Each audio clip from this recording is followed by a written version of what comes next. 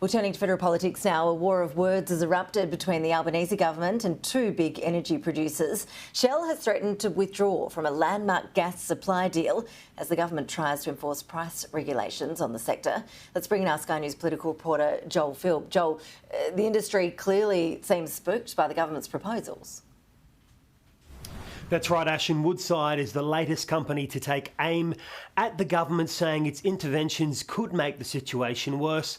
Woodside has issued a statement from their CEO, which I'll read out to you now. It says, "We need to work to unlock gas supply now. For example, Woodside has been looking at options to increase supply, including through the new LNG import terminals, exploration spending and further development on the East Coast. Unfortunately, the proposed market intervention will make it very difficult for industry to economically invest to increase supply." It comes as energy giant Shell appears to be backing away from that East Coast gas supply deal that it struck with the federal government recently that would have, of course, reduced the shortfall of predicted supply on the East Coast. Of course, that extra boost that was due to come in would now be potentially under regulated prices, which seems to be concerning that gas giant somewhat. Beyond that, Bowen, the Energy Minister, has been dismissing these threats from these gas producers and fossil fuel producers, saying that, of course, the CEOs of these companies are working towards protecting their profits, but he, as the Energy Minister, needs to be shielding the Australian public. Shell is one of the most profitable companies in Australia. And we don't mind them making profits in their gas offshore, their gas exports. They can make as much profit as they want doing that. But Australians have a right to this gas at a fair price. And I make this very clear. The government will be acting in the national interest, not in the interest of Shell, not in the interest of any gas company.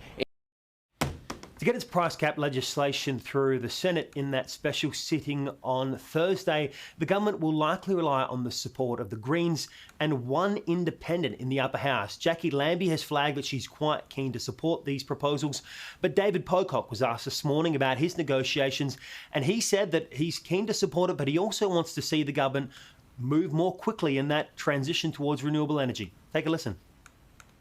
You know, that sort of relief will help. But unless that's backed up with plans for after 12 months, after that ends, then what? We've got to really push the government to have a longer-term strategy that is going to meaningfully help households reduce bills. It seems that the two bits of legislation the government is trying to focus on getting through Parliament before Christmas are, of course, the price caps on one hand, but also some form of energy price relief. Now, $1.5 billion worth of that relief has been flagged by the government. The Prime Minister was asked this morning on radio about where that money would flow to. This is what he said. Commonwealth recipients, so pensioners, people on job seeker, people on family tax benefits will all receive some assistance, and that will be targeted particularly towards those states which are part of the national energy market who've been hardest hit. So South East Queensland, New South Wales, Victoria, South Australia.